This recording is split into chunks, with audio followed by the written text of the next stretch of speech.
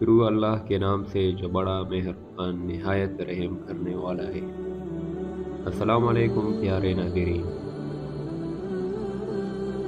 آج کی اس خاص ویڈیو میں ہم حضرت بشر حافی رحمۃ اللہ علیہ، جس کا شمار مشہور اولیاء کرام میں ہوتا ہے، اس کے بارے میں بات کریں گے کہ کیسے آپ ایک شرابی سے اللہ تعالیٰ کے ولی بن گئے، اور وہ کون سا عمل آپ رحمۃ اللہ علیہ نے کیا جس کی وجہ سے اللہ تعالیٰ نے آپ کو ولایت کے مقام پر فائز کیا۔ اسی طرح بشر حافی رحمۃ اللہ علیہ کے قیمتی اور سبق آموز اقوال، جسے جان کر آپ اپنی زندگی کو بہتر سے بہتر بنا سکتے ہیں۔ آپ رحمۃ اللہ علیہ کے زندگی کے مختلف واقعات، جس کے بارے میں ہم تفصیل سے بات کریں گے۔ پیارے ناظرین، ویڈیو کو سکپ نہ کیجیے گا اور آخر تک ضرور دیکھیے گا۔ حضرت بشر حافی رحمۃ اللہ علیہ کو کشف و مجاہدات میں مکمل دسترس حاصل تھی، اور اصول شرع کے بہت بڑے عالم تھے، اور اپنے ماموں علی حشرم کے ہاتھ پر بیت تھے۔ آپ رحمۃ اللہ علیہ بغداد میں رہتے تھے۔ آپ کی توبہ کا واقعہ یہ ہے کہ ایک مرتبہ حالت دیوانگی میں کہیں جا رہے تھے کہ راستے میں ایک کاغذ پڑا ہوا ملا جس پر بسم اللہ الرحمن الرحیم لکھا ہوا تھا۔ آپ نے اس کاغذ کو عطر سے معطر کر کے کسی بلند مقام پر رکھ دیا، اور اسی شب خواب میں دیکھا کہ کسی درویش کو اللہ کی طرف سے یہ حکم ملا کہ بشر حافی کو یہ خوشخبری سنا دو کہ ہمارے نام کو معطر کر کے جو تم نے تعظیماً ایک بلند مقام پر رکھا ہے، اس کی وجہ سے ہم تمہیں بھی پاکیزہ مراتب عطا کریں گے۔ اور بیداری کے بعد جب ان درویش کو یہ تصور آیا کہ بشر حافی تو فسق و فجور میں مبتلا ہے، اس لیے شاید میرا خواب صحیح نہیں ہے، لیکن دوسری مرتبہ اور تیسری مرتبہ بھی جب یہی خواب نظر آیا تو آپ کے گھر پہنچے۔ وہاں معلوم ہوا کہ آپ شراب خانے میں ہیں، اور جب درویش شراب خانے میں پہنچے تو معلوم ہوا کہ بشر حافی نشے میں چور اور بدمست پڑے ہوئے ہیں۔ درویش نے لوگوں سے کہا کہ آپ سے جا کر کہہ دوں کہ میں تمہارے لیے ایک ضروری پیغام لایا ہوں۔ چنانچہ جب لوگوں نے آپ سے کہا کہ ایک درویش آپ کے لیے اللہ تعالیٰ کی طرف سے پیغام لائے ہیں، تو آپ پر خوف طاری ہوا، اور آپ تیزی سے اس کی طرف گئے۔ جب درویش سے آپ نے کہا کہ میرے لیے کیا پیغام لے آئے ہو، تو اس نے کہا کہ اللہ تعالیٰ کی طرف سے مجھے حکم ملا ہے کہ بشر حافی کو یہ خوشخبری سنا دو کہ جس طرح اس نے ہمارے نام کو معطر کر کے تعظیماً ایک بلند مقام پر رکھا، اس کی وجہ سے ہم بھی انہیں پاکیزہ مراتب عطا کریں گے۔ اس وقت آپ نے تمام برے کاموں سے توبہ کر کے ہمیشہ کے لیے اللہ کی عبادت شروع کی، اور پھر اللہ جل جلالہ نے وہ عظیم مراتب عطا فرمائے کہ آپ کا ذکر بھی قلب کا سکون بن گیا۔ یہ کہا جاتا ہے کہ جب آپ کو اللہ تعالیٰ کی طرف سے پیغام آیا تو اس وقت آپ ننگے پاؤں تھے، اس لیے آپ نے کہا وہ زندگی بھر چپل نہیں پہنیں گے۔ اسی وجہ سے آپ کو حافی کہا جاتا ہے، اور بعض لوگ کہتے ہیں کہ بشر حافی کہتے تھے کہ زمین کو اللہ نے فرش فرمایا ہے، اس لیے شاہی فرش پر جوتے پہن کر چلنا آداب کے منافی ہے۔ یہی وجہ ہے کہ آپ ننگے پاؤں چلتے تھے، اور یہ کرامت دیکھے کہ کبھی بھی آپ کا راستہ کسی جانور نے گندا نہیں کیا۔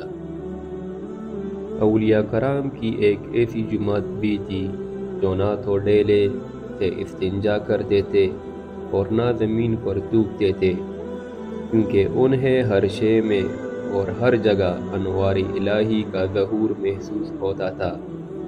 چنانچہ بشر حافی کا بھی اس جماعت سے تعلق تھا، اور بعض صوفیاء کے نزدیک چونکہ نوری الہی چشم سالک میں ہوا کرتا ہے، اس لیے اسے ہر جگہ سوائے خدا کے کچھ نظر نہیں آتا۔ ایک روایت میں ہے کہ حضور اکرم صلی اللہ علیہ وسلم حضرت ثعلبہ کی میت کے ہمراہ انگوٹھوں کے بل تشریف لے جا رہے تھے اور فرماتے تھے کہ مجھے یہ ڈر ہے کہ کہیں ملائکہ کے پروں پر میرا قدم نہ پڑ جائے۔ حضرت امام احمد بن حنبل بیشتر آپ ہی کی صحبت میں رہتے اور آپ کے عقیدت مندوں میں سے تھے۔ چنانچہ جب آپ کے شاگردوں نے پوچھا کہ محدث و فقیہ ہونے کے باوجود آپ ایک دیوانے کے ہمراہ کیوں رہتے ہیں، فرمایا کہ مجھے اپنے علوم پر مکمل طور پر عبور حاصل ہے، لیکن وہ دیوانہ اللہ تعالیٰ کو مجھ سے زیادہ جانتا ہے۔ اسی وجہ سے امام صاحب اکثر آپ سے التجا کرتے کہ مجھے خدا کی باتیں سناؤ۔ اسی طرح ایک اور واقعہ جو یہ ظاہر کرتا ہے کہ آپ رحمۃ اللہ علیہ اللہ تعالیٰ سے کتنی رحم کے طلبگار تھے اور کتنا خوف رکھتے تھے۔ منقول ہے کہ ایک مرتبہ آپ حیرت کی حالت میں پوری رات گھر کے دروازے پر ایک قدم اندر اور ایک باہر رکھے کھڑے رہے، پھر ایک مرتبہ چھت پر چڑھتے ہوئے پوری رات سیڑھیوں پر کھڑے کھڑے گزار دی، اور جب نماز صبح کے وقت آپ اپنی ہمشیرہ کے یہاں پہنچے تو انہوں نے کہا کہ کیا حالت بنا رکھی ہے؟ فرمایا کہ میں اس تصور میں غرق ہوں کہ بغداد میں 2 غیر مسلموں کے نام بھی بشر ہے اور میرا نام بھی یہی ہے، لیکن نہ جانے اللہ تعالیٰ نے مجھے دولت اسلام سے کیوں نوازا اور انہیں کیوں محروم رکھا۔ حضرت بشر حافی رحمۃ اللہ علیہ کے مراتب۔ ایک مرتبہ میدان بنو اسرائیل میں حضرت بلال خواص کی ملاقات حضرت خضر سے ہو گئی، تو بلال خواص نے پوچھا کہ امام شافعی کے متعلق آپ کی کیا رائے ہے؟ حضرت خضر نے فرمایا کہ وہ اوتار میں سے ہے، اور جب امام احمد بن حنبل کے لیے دریافت کیا تو فرمایا کہ ان کا شمار صدیقین میں ہوتا ہے، اور جب حضرت بشر حافی کے متعلق دریافت کیا تو فرمایا کہ وہ منفرد زمانہ ہے۔ حضرت عبداللہ کہتے ہیں کہ میں نے ذوالنون مصری کو عبادت میں پوشیدہ پایا اور حضرت سہیل کو اشاروں پر چلنے والا دیکھا، اور بشر حافی کو تقوی میں ممتاز پایا۔ لوگوں نے پوچھا کہ پھر آپ کا رجحان کس کی طرف ہے؟ فرمایا کہ بشر حافی کی طرف، کیونکہ وہ میرے استاد بھی ہیں۔ حضرت بشر حافی رحمۃ اللہ علیہ نے محدث ہونے کے بعد باقی تمام علوم کی کتابوں کو زیر زمین دفن کر دیا تھا، لیکن اس کے باوجود بھی حدیث کبھی بیان نہیں کی، اور یہ فرماتے تھے کہ میں اس وجہ سے حدیث بیان نہیں کرتا کہ میرے اندر حصول شہرت کا جذبہ ہے، اور اگر یہ خامی نہ ہوتی تو میں ضرور حدیث بیان کرتا۔ ایک مرتبہ لوگوں نے عرض کیا کہ جب بغداد میں اکل حلال کی تمیز باقی نہیں رہی تو آپ کے کھانے کا کیا انتظام ہے؟ فرمایا کہ جس جگہ تم کھاتے ہو میں بھی کھاتا ہوں، اور جب لوگوں نے سوال کیا کہ یہ عظیم مراتب آپ کو کیسے حاصل ہوئے، فرمایا کہ ایک لقمہ کی بھوک چھوڑ کر، کیونکہ ہنسنے والا کھا کر رونے والے کے برابر نہیں ہو سکتا، اور اکل حلال میں بھی فضول خرچی کا اندیشہ باقی رہتا ہے۔ پھر کسی نے آپ سے دریافت کیا کہ سالن کس چیز کا کھانا چاہیے؟ فرمایا کہ عافیت کا سالن کھاؤ، مشہور ہے کہ آپ نے 40 برس تک خواہش کے باوجود کبھی بکری کی سری نہیں کھائی اور ہمیشہ باقلا کی ترکاری کھانے کو جی چاہتا رہا، لیکن کھائی بھی نہیں، اور کبھی حکومت کی جاری کردہ نہر سے پانی نہیں پیا۔ پھر ایک مرتبہ جب لوگوں نے یہ سوال کیا کہ آپ کو یہ مراتب کیسے حاصل ہوئے، تو فرمایا کہ خدا کے علاوہ میں نے کبھی کسی پر اظہار حال نہیں کیا، اور میں وعظ و نصیحت سے یہ بہتر تصور کرتا ہوں کہ لوگوں کے سامنے خدا کا ذکر کرتا رہوں۔ کسی نے آپ کو موسم سرما میں برہنہ اور کپکپاتے ہوئے دیکھ کر پوچھا کہ آپ اتنی اذیتیں کیوں برداشت کرتے ہیں؟ فرمایا کہ اس وجہ سے کہ اس سردی میں فقراء صاحب حاجت ہوں گے، ان کا کیا حال ہوگا، اور میرے پاس اتنا دینے کو نہیں کہ ان کی ضرورت ختم کر سکوں، اس لیے جسمانی طور پر ان کا شریک رہتا ہوں۔ حضرت احمد بن ابراہیم المطلب فرماتے ہیں کہ ایک مرتبہ حضرت بشر حافی نے مجھ سے فرمایا کہ حضرت معروف کو میرا یہ پیغام پہنچا دینا کہ میں نماز فجر کے بعد آپ کے پاس آؤں گا، لیکن آپ عشاء کے وقت بھی تشریف نہیں لائے۔ چنانچہ میری نظر راہ پر تھی کہ آپ اپنا مصلی اٹھا کر دریائے دجلہ پر پہنچے اور پانی کے اوپر چل کر صبح تک حضرت معروف سے مصروف گفتگو رہے، اور صبح کو پھر پانی پر چلتے ہوئے واپس آ گئے۔ اس وقت میں نے قدم پکڑ کر اپنے لیے دعا کی درخواست کی تو دعا دے کر فرمایا کہ جو کچھ تم نے دیکھا ہے اس کو میری حیات میں کسی سے بیان نہ کر۔ کسی اجتماع میں آپ رضا الہی کے اوصاف بیان فرما رہے تھے کہ ایک شخص نے عرض کیا کہ یہ تو ہم بخوبی جانتے ہیں کہ آپ بہت ہی باصفا، باکمال اور مخلوق سے بے نیاز ہے، لیکن اس میں حرج کیا ہے کہ اگر پوشیدہ طور پر دوسروں سے کچھ لے کر فقراء میں تقسیم کر دیا کریں؟ گو یہ بات آپ کو اچھی نہ لگی، پھر بھی مسکرا کر فرمایا کہ فقراء کی بھی 3 قسمیں ہیں۔ اول، وہ جو نہ تو مخلوق سے طلب کرتے ہیں اور نہ کسی کے کچھ دینے کے باوجود ان سے کچھ لیتے ہیں، ان کا شمار تو ایسے روحانی بندوں میں ہوتا ہے کہ جو کچھ خدا سے مانگتے ہیں مل جاتا ہے۔ دوم، وہ جو خود تو کسی سے طلب نہیں کرتے، لیکن اگر کوئی دے دے تو قبول کر لیتے ہیں، یہ متوسط قسم کے متوکل ہوتے ہیں، اور انہیں جنت کی تمام نعمتیں حاصل ہوں گی۔ توم، وہ جو نفس کشی کرتے ہوئے صبر و ضبط سے کام لے کر ذکر الہی میں مشغول رہتے ہیں۔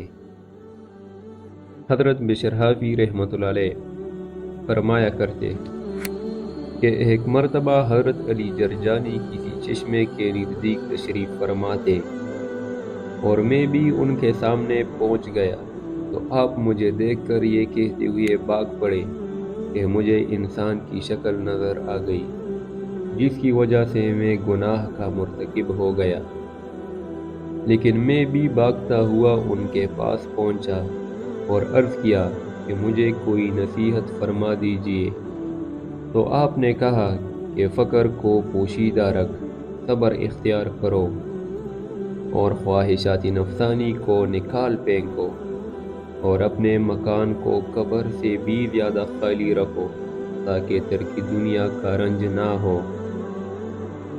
ایک دفعہ ایک قافلہ حج کی نیت سے روانہ ہونے لگا تو اہل قافلہ نے آپ سے بھی اپنے ہمراہ چلنے کی التجا کی، لیکن آپ نے 3 شرطیں پیش کر دی۔ پہلی، اول یہ کہ کوئی شخص اپنے ہمراہ توشہ نہ لے۔ دوسری، دوم، کسی سے کبھی کچھ طلب نہ کرے۔ تیسری، توم، اگر کوئی کچھ پیش بھی کرے تب بھی قبول نہ کرے۔ یہ سن کر اہل قافلہ نے عرض کیا کہ پہلی دو شرطیں تو ہمیں منظور ہے، لیکن تیسری شرط قبول نہیں۔ آپ نے فرمایا کہ توکل حاجیوں کا توشہ سفر ہے، اور اگر تم یہ ارادہ کر لیتے کہ کسی سے کچھ نہ لیں گے تو خدا پر توکل بھی ہو جاتا اور درجہ ولایت بھی حاصل ہوتا۔ حضرت بشر حافی فرماتے ہیں کہ ایک دن میں اپنے مکان پر پہنچا تو دیکھا کہ ایک صاحب میرے منتظر ہے، اور میرے اس سوال پر کہ بلا اجازت مکان میں تم کیوں داخل ہوئے، فرمایا کہ میں خضر ہوں۔ چنانچہ میں نے عرض کیا کہ پھر میرے لیے دعا فرما دے، تو آپ نے کہا کہ اللہ تیرے لیے عبادت کو آسان کر دے اور تیری عبادت کو تجھ سے بھی پوشیدہ رکھے۔ کسی نے آپ سے عرض کیا کہ میرے پاس 1000 درہم ہے اور میں حج کا خواہش مند ہوں۔ آپ نے فرمایا کہ یہ رقم کسی مقروض کے قرض میں دے دو، یا یتیموں اور مفلس عیالداروں میں تقسیم کر دو، تو تمہیں حج سے بھی زیادہ ثواب ملے گا۔ لیکن اس نے کہا کہ مجھے حج کی بہت خواہش ہے۔ فرمایا کہ تو نے ناجائز طریقے سے یہ رقم حاصل کی ہے، اس لیے تو زیادہ ثواب کا خواہش مند بننا چاہتا ہے۔ حضرت بشر حافی رحمۃ اللہ علیہ اپنی زندگی میں ایک دوسرے واقعہ کا ذکر کرتے ہیں۔ ایک دن آپ رحمۃ اللہ علیہ نے قبرستان میں مردوں کو لڑتے ہوئے دیکھ کر اللہ تعالیٰ سے عرض کیا کہ یہ راز مجھے بھی معلوم ہو جائے، اور جب میں نے ان مردوں سے پوچھا تو انہوں نے کہا کہ ایک ہفتہ قبل کسی شخص نے سورۃ اخلاص پڑھ کر اس کا ثواب ہمیں بخش دیا تھا، اور آج پورے ایک ہفتے سے ہم اس کی تقسیم میں مصروف ہیں، لیکن ابھی تک وہ ختم نہیں ہوا۔ حضرت بشر حافی رحمۃ اللہ علیہ فرمایا کرتے تھے کہ میں ایک مرتبہ خواب میں حضور اکرم صلی اللہ علیہ وسلم کی زیارت سے مشرف ہوا، تو حضور صلی اللہ علیہ وسلم نے پوچھا کہ اے بشر، کیا تجھے معلوم ہے کہ تیرے دور کے بزرگوں سے تیرا درجہ کیوں بلند کیا گیا؟ میں نے عرض کیا کہ مجھے تو معلوم نہیں۔ فرمایا کہ تو نے سنت کا اتباع کرتے ہوئے بزرگوں کی تعظیم کی اور مسلمانوں کو راہ حق دکھاتا رہا، اور میرے اصحاب اور اہل بیت کو تو نے ہمیشہ محبوب رکھا، اس لیے اللہ تعالیٰ نے تجھے یہ مرتبہ عطا فرمایا۔ پھر دوبارہ جب حضور صلی اللہ علیہ وسلم کی زیارت سے مشرف ہوا تو عرض کیا کہ مجھے کوئی نصیحت فرما دے۔ حضور صلی اللہ علیہ وسلم نے فرمایا کہ امراء حصول ثواب کے لیے فقراء کی جو خدمت کرتے ہیں وہ تو پسندیدہ ہے، لیکن اس سے زیادہ افضل ہے کہ فقراء کبھی امراء کے آگے دست طلب دراز نہ کرے، بلکہ اللہ تعالیٰ پر مکمل بھروسہ رکھے۔ حضرت بشر حافی رحمۃ اللہ علیہ کے مشہور اقوال اور ارشادات۔ آپ اکثر یہ فرمایا کرتے کہ پانی جب تک رواں رہتا ہے صاف رہتا ہے، اور جب رک جاتا ہے گدلا اور کیچڑ جیسا ہو جاتا ہے۔ فرمایا کہ جو دنیاوی عزت چاہتا ہے اسے 3 چیزوں سے کنارہ کش رہنا چاہیے۔ اول، مخلوق سے اظہار حاجت کرنا۔ دوم، دوسروں میں عیب نکالنا۔ تون، کسی مہمان کے ہمراہ جانا۔ آپ رحمۃ اللہ علیہ فرمایا کرتے کہ دنیاوی نمود کا خواہش مند لذت آخرت سے محروم رہتا ہے۔ فرمایا کہ کانے رہنے سے صرف دنیا ہی میں عزت مل جاتی ہے، جب بھی قناعت بہتر تھی۔ پھر فرمایا کہ یہ تصور کرنا کہ لوگ ہمیں بہتر سمجھے محض حبی دنیا کا مظہر ہے، اور جب تک بندہ نفس کے سامنے فولادی دیوار قائم نہیں کر لیتا اس وقت تک عبادت میں لذت و حلاوت حاصل نہیں کر سکتا۔ آپ رحمۃ اللہ علیہ فرمایا کرتے کہ یہ 3 کام بہت مشکل ہے۔ 1 نمبر مفلسی میں سخاوت، 2 نمبر خوف میں صداقت، تیسری خلوت میں تقوی۔ آپ رحمۃ اللہ علیہ فرمایا کرتے کہ تقوی نام ہے شکوک و شبہات سے پاک ہونے اور قلب کی ہمہ وقت گرفت کرنے کا۔ اللہ نے بندے کو صبر و معرفت سے زیادہ عظیم شے اور کوئی نہیں عطا کی، اور اہل معرفت ہی خدا کے مخصوص بندے ہیں۔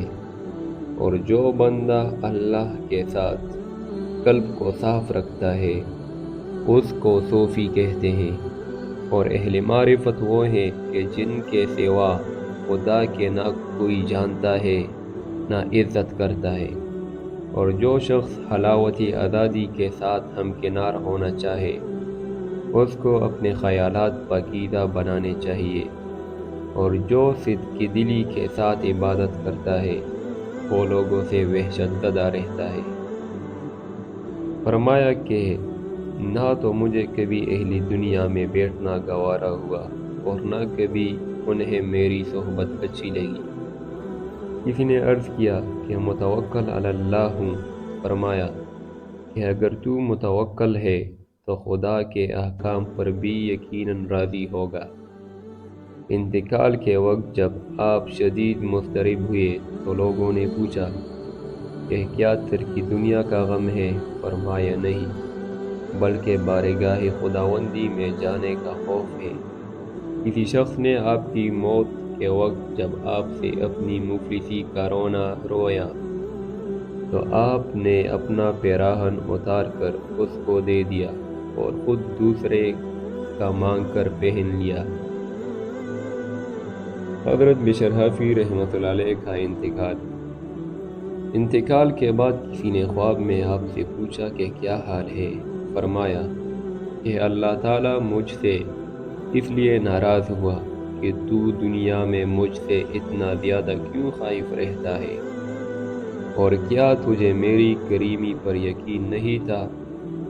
پھر اسی شخص نے اگلے دن خواب میں دیکھ کر جب حال پوچھا تو فرمایا کہ اللہ تعالیٰ نے میری مغفرت فرما دی، اور اللہ تعالیٰ نے یہ بھی فرمایا کہ خوب اچھی طرح کھا اور پی، اس لیے کہ دنیا میں تو نے ہماری یاد کی وجہ سے نہ کچھ کھایا نہ پیا۔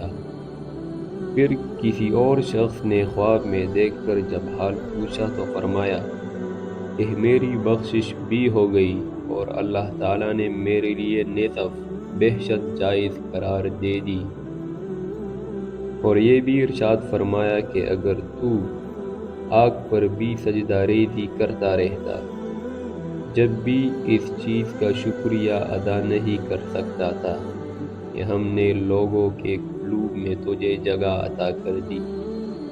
پھر ایک اور شخص نے خواب میں دیکھ کر حال پوچھا تو فرمایا کہ اللہ تعالیٰ نے میری مغفرت کر کے یہ فرمایا کہ جب ہم نے تجھے دنیا سے اٹھایا تو تجھ سے افضل اور کوئی نہیں تھا۔ حضرت بشر حافی رحمۃ اللہ علیہ کا مقام۔ کسی عورت نے امام احمد بن حنبل سے یہ مسئلہ دریافت کیا کہ میں اپنی چھت پر سوت کاٹ رہی تھی کہ راستے میں سے شاہی روشنی کا گزر ہوا، اور اس روشنی میں تھوڑا سا سوت کاٹ لیا۔ اب فرمائیے کہ وہ سود جائز ہے یا ناجائز؟ یہ سن کر امام صاحب نے فرمایا کہ تم کون ہو اور اس قسم کی کیوں دریافت کرتی ہو؟ اس عورت نے جواب دیا کہ میں بشر حافی کی ہمشیرہ ہوں۔ امام صاحب نے فرمایا کہ تمہارے لیے وہ سود جائز نہیں، کیونکہ تم اہل تقوی کے خاندان سے ہو، اور تمہیں اپنے بھائی کے نقش قدم پر چلنا چاہیے۔ جو مشتبہ کھانے پر اگر ہاتھ بڑھائے تو ہاتھ بھی ان کی پیروی نہیں کرتا تھا۔ پیارے دوستو، آج کے لیے اتنا ہی۔ کل ملتے ہیں کسی اور ویڈیو کے ساتھ۔ تب تک کے لیے اللہ حافظ، فی امان اللہ۔